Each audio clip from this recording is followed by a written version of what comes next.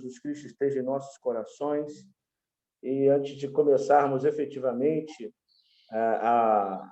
o nosso estudo de hoje, quero dizer a todos que estão aqui que somos privilegiados por estarmos estudando esse livro magnífico que foi deixado na sua palavra, o livro de Daniel, foi deixado na palavra, Deus deixou na sua palavra, para que nós estudássemos, aprendêssemos e robustecesse a nossa fé. E é o que acontece. Quando a gente estuda a profecia, a gente realmente robustece a nossa fé. Nós estamos vendo o que está acontecendo no Brasil e no mundo. Eu ouso a dizer que o mundo não será mais o mesmo. E afirmo que não virão dias melhores. Nós ainda teremos muitos fatos que vão ratificar que realmente Jesus está muito, muito próximo de voltar mesmo. Bem, sem mais delongas, agora vamos orar para abrirmos a palavra de Deus. E não gosto de fazer isso sem a autorização dele. Fechamos os nossos olhos. Querido Deus, obrigado por estarmos aqui mais uma noite, nesse primeiro dia da semana, para louvar e cultuar o teu santo nome através do estudo da tua palavra. Tu mesmo diz na tua palavra: esquadrinhai as Escrituras, porque julgais ter nela a vida eterna. E é o que nós estamos fazendo agora. E queremos fazer como som do teu Santo Espírito, Senhor, para que possamos aprender mais, fortalecer a nossa fé mais, sermos batizados pelo teu Santo Espírito e continuarmos nessa caminhada rumo à Canaã celestial. Que tudo que seja falado aqui seja oriundo do teu santo e divino trono, que nesse momento suma o Ney Rods, esteja o Senhor aqui falando a...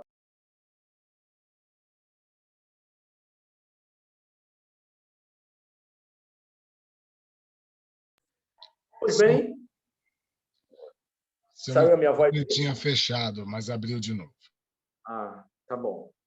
Bem, irmãos, o estudo de hoje, ele nos leva à parte final do capítulo 7, que vamos ter que dividir em dois estudos. Hoje começamos no estudo passado, vamos fazer a parte do meio, vamos dizer assim, e a última parte vai ficar para o domingo que vem. Então, esse capítulo 7 do livro de Daniel, que nós estudamos hoje, no estudo anterior nós aprendemos sobre 4 animais desse capítulo. O primeiro animal, não sei se vocês lembram, foi o leão, depois o urso, depois o leopardo, e o 4º animal, um animal terrível, um animal espantoso, sobremodo muito forte, o qual tinha grandes dentes de ferro. Nós vimos que a profecia nos revela que esses 4 animais, mais esse 4º animal também, representam Babilônia, Medo-Pérsia, Grécia e Roma, os 4 primeiros impérios que, na profecia de Daniel, passaram, respectivamente, né? Então, o leão representa a Babilônia, o urso representa a Medo-Pérsia, o leopardo a Grécia, e esse último animal forte, temível, né? Roma. Desses 4 animais, um deles chamou muito a atenção de Daniel, que foi o último, que, além de ser forte, poderoso e altamente destrutivo, ele tinha na sua cabeça 10 chifres. E, em dado momento, surgiu um outro chifre, pequeno, seria o 11º chifre, que arrancou 3 dos 10 que tinham anteriormente. Vamos ler Daniel 7, versículo 8 e 9, que fala a respeito disso. Nós vamos voltar nesses versículos novamente, mas eu quero que vocês abram agora lá em Daniel, já deixa aberto lá em Daniel. Nós vamos ler Daniel 7, versículos 8 e 9. Amém? Posso ler? Daniel 7, 8 e 9. Diz assim, olha, isso, palavras de Daniel. Estando eu a observar os chifres, eis que entre eles subiu um outro pequeno, diante do qual 3 dos primeiros chifres foram arrancados. E eis que neste chifre havia olhos, como de homem, e uma boca que falava com insolência. Continuei olhando até que foram postos os tronos. E o ancião de dias se assentou. Sua veste era branca como neve, e os cabelos da cabeça como pura lã. E o seu trono eram como chamas de fogo. Como chamas de fogo, e suas rodas eram fogo ardente. Então, irmãos, esse chifre pequeno, com um rosto humano, como nós vimos aqui, né, que ele tinha boca, né, e falava com insolência, nos intriga bastante. Na verdade, ele apresenta um clímax poderoso e altamente, o clímax do capítulo, e se torna a única preocupação de Daniel. Ele foca nesse quarto animal. O chifre pequeno é o último e tem o maior poder, abrangendo todos os outros anteriores. Ele é mais forte do que os outros, né? Na verdade. O profeta descreve em detalhes, possibilitando-nos, consequentemente, a reconhecer sua aparência, o tempo do seu aparecimento e a natureza das ações dele, né? O que ele faria. Vamos para a primeira pergunta. Eu gostaria que, nessa primeira pergunta, o nosso Daniel, não o Daniel da Bíblia, respondesse para a gente. Daniel, dos 4 animais da última lição, qual deles Daniel teve maior interesse em conhecer, que nós já vimos, agora o porquê disso? Daniel 7, de 19 a 21. Lê para a gente, por favor, Daniel 7, de 19 a 21. Então, tive desejo de conhecer a verdade a respeito do quarto animal, que era diferente de todos os outros, muito terrível, cujos dentes eram de ferro, cujas unhas eram de bronze, que devorava, fazia em pedaços e pisava aos pés o que sobejava. E também a respeito dos 10 chifres que tinha na cabeça, e do outro que subiu, diante do qual caíram 3, daquele chifre que tinha olhos e uma boca que falava com insolência, e parecia mais robusto do que os seus companheiros. Eu olhava, e eis que este chifre fazia guerra contra os santos e prevalecia contra eles. Amém. Obrigado, Daniel. Muito obrigado. Irmãos, nós vamos decifrar tudo isso. Nessa noite, a gente vai entender quem são os 10 chifres, vamos entender esse chifre pequeno, e no próximo nós vamos terminar esse estudo do capítulo 7 com chave de ouro. Vamos fechar com chave de ouro.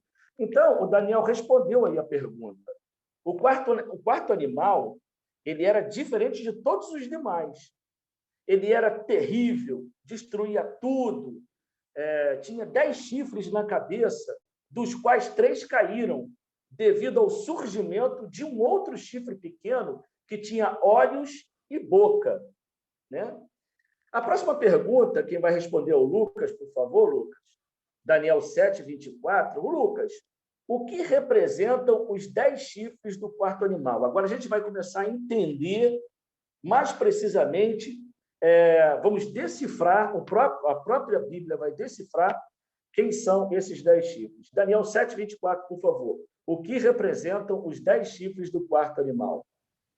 Daniel 7, versículo 24. Os 10 chifres correspondem a 10 reis que se levantarão daquele mesmo reino, e depois dele se levantará outro, o qual será diferente dos primeiros, e abaterá a 3 reis. Opa! Obrigado, muito obrigado, Lucas. Então, chifres em profecia, guardem isso, chifres em profecias simbolizam reinos, ou rei, como o Lucas acabou de ler agora. Então, irmãos, esses 10 chifres representam 10 reinos que surgiriam do Império Romano. O Ferro Império Romano manteve o seu poder até o ano de 476, 476 depois de Cristo. Ele durou mais de 600 anos. Quando finalmente ele foi dividido e caiu o seu último imperador, que se chamava Rômulo Augusto. Assim como os pés da estátua de Daniel 2 possuíam 10 dedos, e o quarto animal de Daniel 7, que tinham 10 chifres, Roma perdeu o seu poder para 10 tribos bárbaras que, ao longo de décadas, foram minando a sua autoridade. Então, preste atenção. Babilônia, que foi o primeiro império, foi suplantado, né? Foi conquistado pela Medo-Pérsia. A Medo-Pérsia foi conquistada pela Grécia, e a Grécia foi conquistada por Roma. Roma não foi conquistado por ninguém. Ele foi se dissolvendo, e como nós vimos aí, 10 tribos bárbaras foram enfraquecendo, vamos dizer assim, o Império Romano. As tribos bárbaras que minaram a autoridade de Roma são as seguintes, preste atenção, os álamos, que hoje é a Alemanha, os francos, que hoje é a França, os borguinhões, que hoje é a Suíça, os suevos, que hoje é Portugal, país que nos colonizou, os visigodos, hoje é a Espanha, os anglo-saxões, é a Bretanha, é a Inglaterra, Bretanha e Inglaterra, e os lombardos, hoje é a Itália. Agora, lembram que a gente acabou de ler aqui, o Lucas falou, o Daniel também, que 3 desses 10 caíram? Os 3 desses 10 que caíram por causa do chifre pequeno, que a gente já vai identificar quem é, foram os vândalos, os ostrogodos e os érolos. Eles não existem mais. Ok?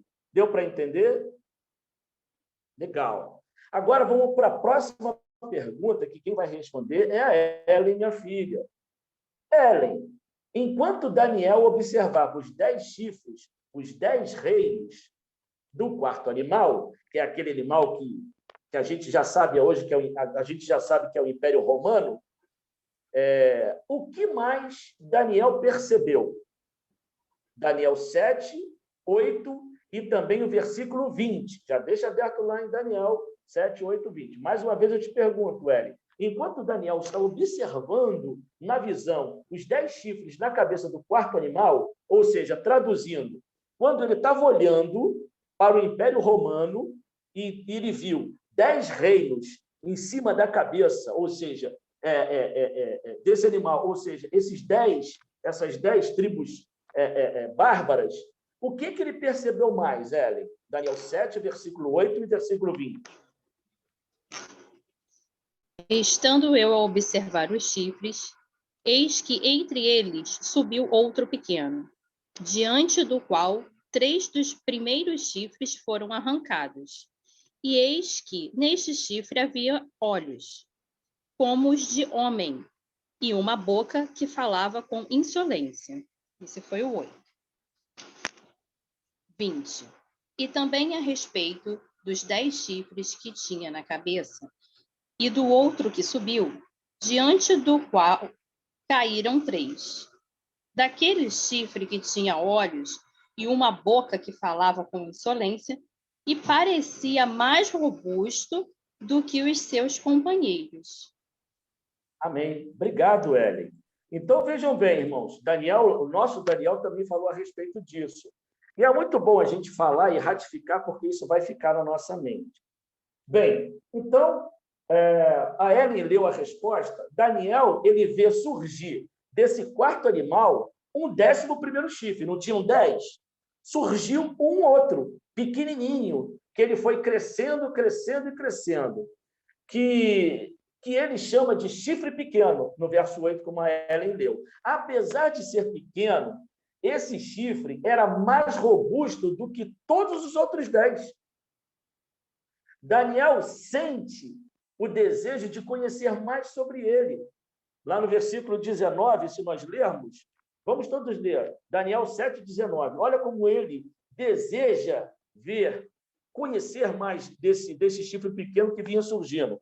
Ele diz assim, então tive o desejo de conhecer a verdade a respeito do quarto animal, que era diferente de todos os outros, muito terrível, cujos dentes eram de ferro, cujas unhas eram de bronze, que devorava e fazia em pedaços e pisava aos pés o que sobejava. Então, ele teve o desejo de conhecer esse quarto animal e também, naturalmente, do chifre pequeno. Ao analisar, irmãos, ao analisar este poder do chifre pequeno na história universal, alguns estudiosos, tais como Isaac Newton, Martinho Lutero, eles chegaram à mesma conclusão de que o chifre pequeno representa Roma papal. E aí a gente começa uma divisão, vamos dizer assim. A gente vai ver mais à frente que Roma imperial fica pelo caminho, Roma imperial dos imperadores, a gente viu que o último foi Rômulo Augusto, né? E a gente entra, então, em Roma papal. Isaac Newton, Martinho Lutero e muitos teólogos, e nós também, adventistas do sétimo dia, cremos que o chifre pequeno hoje é Roma papal. O chifre pequeno, irmãos, ele surgiria entre os 10 chifres do quarto animal. Verso 8 falou sobre isso. E depois deles também, no verso 24, se nós lermos o verso 24, como já foi lido, a gente ratifica isso. Diz lá, ó, os 10 chifres correspondem a 10 reis que se levantarão daquele mesmo reino. E depois deles se levantará um outro, o qual será diferente dos primeiros, e abaterá 3 reis. Então, esse chifre pequeno, ele foi o ocasionador da queda daqueles 3 dos 10 que a gente falou lá em cima, que eram os vândalos, os ostrogodos e os érulos. Então, Roma papal foi que ocasionou, porque ele estava ligado ao Estado, né? Roma papal e Roma imperial, onde estavam ligados, ele foi o ocasionador da queda essas outras 3 tribos bárbaras que hoje não existem mais. Entenderam? Então, Roma papal já operava antes da queda do Império Romano em 476 depois de Cristo. Ele já estava começando a aparecer. Foi somente depois de ter arrancado os 3 primeiros chifres, que corresponde às 3 tribos bárbaras, que eu já falei, eram os vândalos e ostrogodos, que o papado pôde exercer o seu domínio. A última tribo a ser extinta pelo papado foram os ostrogodos, no ano de 538 depois de Cristo. Uma outra coisa que nós temos que observar também é o seguinte: o chifre pequeno, como a gente leu, o chifre pequeno ele possuía uma boca e falava com insolência. Lembra que a Ellen leu isso? E o Daniel também? Tinha uma boca que falava com insolência e proferia palavras contra o Altíssimo. Lá no verso 25, nós lemos isso. Vamos lá no verso 25 de Daniel 7. Olha o que esse chifre pequeno faz. Proferirá palavras contra o Altíssimo, magoará os santos do Altíssimo e cuidará em mudar os tempos e a lei. E os santos lhe serão entregues nas mãos por um tempo, 2 tempos e metade de um tempo. A gente vai entender isso agora aqui também, tá bom? 1 tempo, 2 tempos e metade de um tempo. Bem, ambos os casos são praticamente... ambos os casos, eles são praticados pela Igreja Romana. Ao oferecer o perdão aos seus adeptos através do sacerdote, doutrina da confissão auricular. Então, quando ele profere palavras contra o Altíssimo e tenta mudar o tempo e a lei, ele começa, então, a tirar a autoridade, vamos dizer assim, do Deus eterno. Porque só quem pode perdoar é Deus. Não é verdade? Então, quando esse poder, esse chifre pequeno, ele institui a confissão dos seus pecados a um padre, ele está se colocando no lugar de Deus, vamos dizer assim. Não é isso? Correto? A gente vai ter muito mais detalhes a respeito disso ao longo do nosso estudo. E vejam bem, e ao afirmar que o Papa ocupa o lugar de Deus, na terra, ou do Deus Altíssimo na terra. Essa afirmação foi feita pelo Papa Leão XIII. Ou seja, a gente já sabe quem é esse chifre pequeno. E parem para pensar, se ele existe até hoje, é porque esse império ainda continua existindo, ele não acabou. Lembram lá de Daniel 2, quando uma pedra foi cortada do céu e bate no pé da estátua, e a estátua então vem toda abaixo? Então, irmãos, esse império que hoje nós conhecemos como Império Papal, ele só será destruído quando Jesus Cristo voltar. Esse império ainda continua. Ok? Bem, a lição também, o estudo também diz, a Bíblia também diz, que esse chifre pequeno faria guerra contra os santos e prevaleceria contra eles. Está lá no verso 21. E os santos lhe seriam entregues nas mãos por um tempo, presta bastante atenção agora, hein? A gente já estudou sobre isso, mas vamos relembrar. Um tempo, 2 tempos e metade de um tempo. Ok? Está lá no verso 25, que a gente acabou de ler. Agora, olha para mim. Considerando que na mensagem profética do livro de Daniel, tempo corresponde a ano, e para a gente confirmar isso, vamos abrir lá em Daniel 11, versículo 13. Daniel 11, só virar uma página aí. Virou uma página. Daniel 11, versículo 13. A gente vai ver que tempos é igual a anos.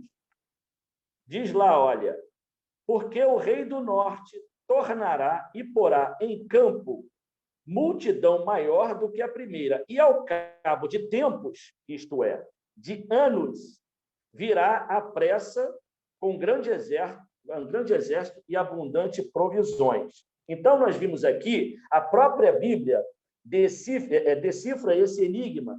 Tempos em profecia é igual a anos, ok? Agora, vamos lá, continuar, que a gente vai fazer agora uma matemática aqui. Então, temos aqui 3 tempos e meio, né? 1 tempo, 2 tempos e metade de um tempo, né? 1 mais 2, 3, 3,5, correto? Não é isso? Que diz lá em Daniel 7, 25, 1 tempo, 2 tempos e metade de um tempo. Nós temos, então, aqui 3 tempos e meio. Este período de tempo aparece também lá em Apocalipse 11, 3, 12, 6, 14 e 13, 5. Vamos ler a Bíblia agora. Vamos pegar, dá tempo da gente fazer. Vamos lá, vamos abrir lá, deixa marcado em Daniel 7, e vamos abrir lá em Apocalipse. Apocalipse.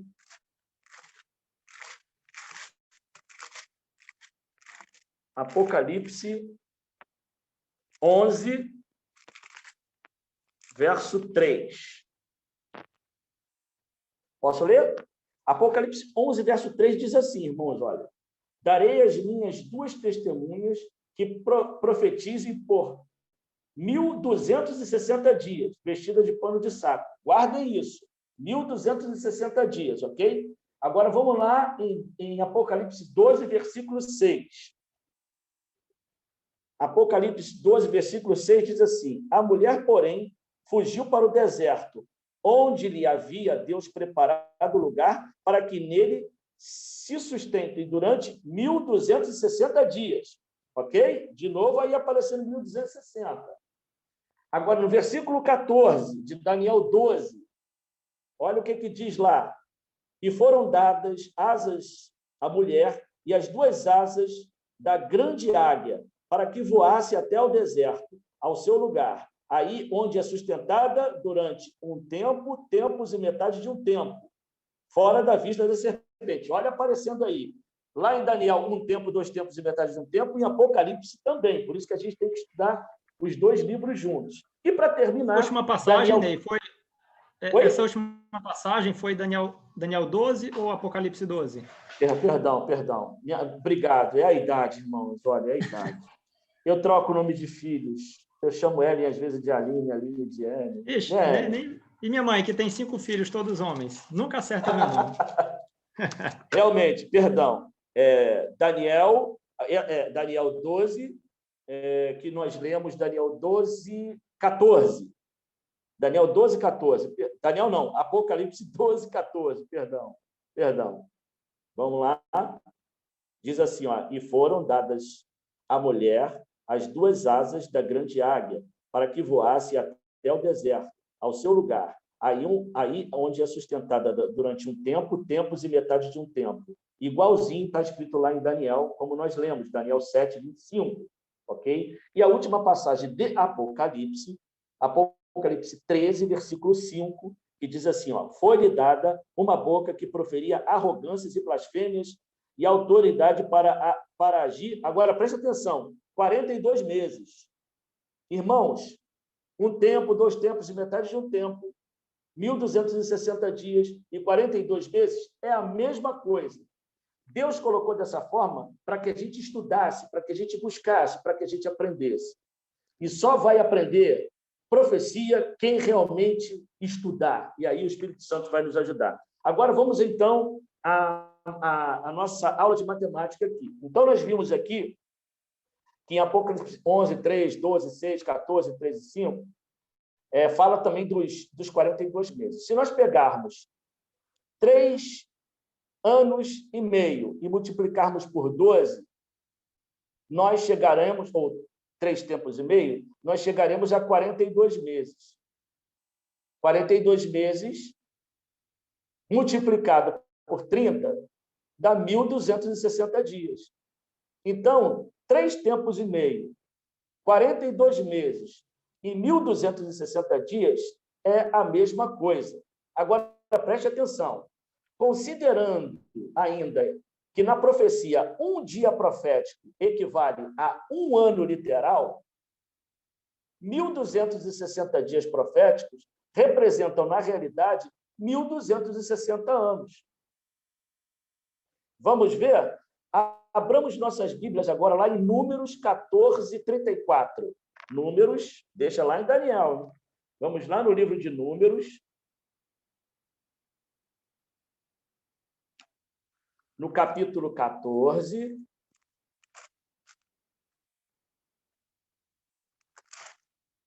No verso 34. Lê para a gente aí, Alex.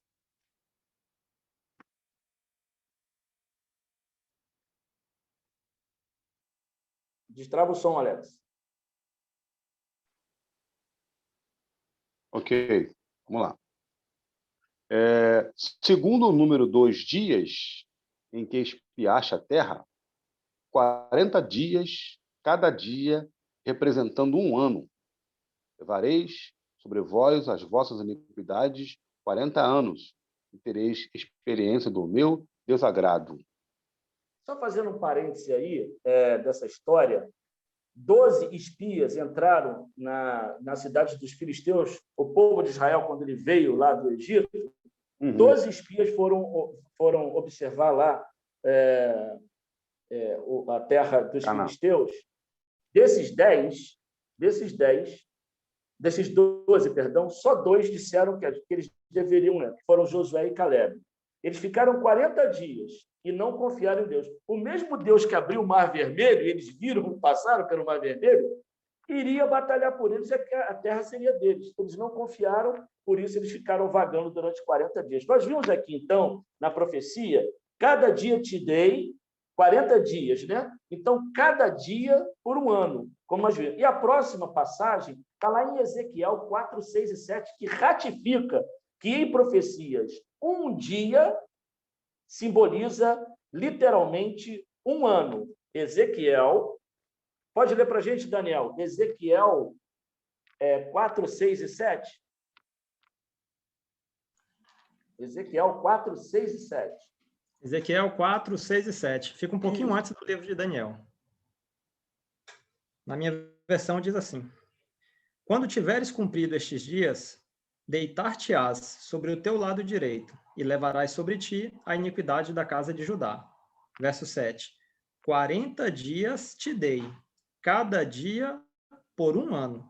Okay. Voltarás, pois, o rosto para o cerco de Jerusalém, com teu braço descoberto, e profetizarás contra ela. Amém. Obrigado, Daniel. Então, irmãos, nós vimos aqui que em profecias, um dia equivale a um ano. Nós vimos ali que, no livro de Daniel e também do Apocalipse, Daniel 7, 25, ele fala que esse chifre pequeno, ou seja, Roma papal, magoaria os santos, cuidaria mudar os tempos da lei, que a gente vai estudar no próximo estudo, vai aprender no próximo estudo, e os santos lhe serão entregues nas mãos por um tempo, 2 tempos e metade de um tempo. Então, vamos fazer a conta aqui. 1 tempo, 1 ano. 2 tempos, 2 anos. Metade de um tempo, metade de um ano. 1 ano tem quantos meses? 12. 12. Não é isso? 2 anos tem quantos meses? 24. 4. 12 mais 24. 36. Mais 6, que é a metade de um ano, são 6 meses. 42. 42. Ok? 42 multiplicado por 30, e esse 30 era no calendário judaico, só tem 30 dias. 42 multiplicado por 30, 1.260. Então, 1 tempo, 2 tempos e metade de um tempo, 42 meses e 1.260 dias, ou 1.260 anos, é a mesmíssima coisa. Ok? Aprenderam? Tá joia? Faz um joinha para mim, só para eu... Tem alguma dúvida em relação a isso? Não podemos ter dúvida. Não? Tudo bem? Legal. Agora, vamos lá. Este período se situa na história, irmãos. Esse período já se cumpriu e continua ainda, vamos dizer assim, né? Esse período está registrado na história desde o ano de 538 depois de Cristo até o ano de 1798 depois de Cristo. Então, preste atenção. A partir do ano de 538 depois de Cristo, inicia o período de completo domínio papal, que, segundo o próprio Daniel, se estenderia por 1.260 anos. Então, foi 1.260 anos de supremacia de Roma papal. Ok? Se nós contarmos 1.260 a partir do ano 538 depois de Cristo, nós chegaremos, pelo calendário judaico, nós chegaremos ao ano de 1798. E sabe o que aconteceu nesse ano de 1798? Quando termina a pujança, a força de Roma papal? Então, preste atenção, vocês vão entender. Isso também está profetizado lá em Apocalipse, que a gente vai estudar depois sobre a primeira besta do Apocalipse. Em janeiro, irmãos, de 1798, o general Berthier, a mando de Napoleão Bonaparte, que substituía José Bonaparte, que era irmão de Napoleão Bonaparte, Berthier, no comando do exército da Itália, recebeu instruções para prender o Papa. Assim, o Papa Pio VI, daquela época, o Papa Pio VI, ele foi preso em fevereiro daquele ano, de 1798, e levado para Florença. Terminava, então, naquele ano de 1798, a supremacia papal, que durou 1.260 anos. Irmãos, foram 1.260 anos matando, roubando e destruindo.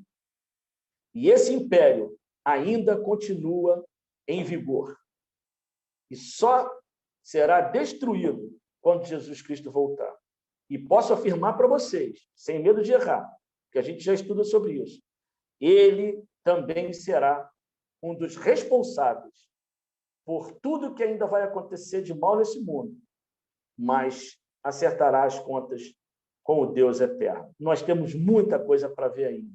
E eu gostaria, nesses 6 minutos que restam aí, de saber se alguém, o Daniel, o Alex, o Lucas, querem fazer alguma colocação e se tem alguma pergunta a fazer sobre esse estudo que nós fizemos hoje, que não acaba hoje, mas foi bom para a gente poder entender. Hoje a gente já sabe quais são os 10 chifres na cabeça desse quarto animal, que era a Roma imperial, que eram as 10 tribos. 3 delas deixaram de existir, porque esse pequeno, que é Roma papal, destruiu. O último foram os ostrogodos. Nós sabemos que eles agora se intitulam substituto de Deus na Terra e mudam tempos e lei. A gente vai ver isso no próximo estudo.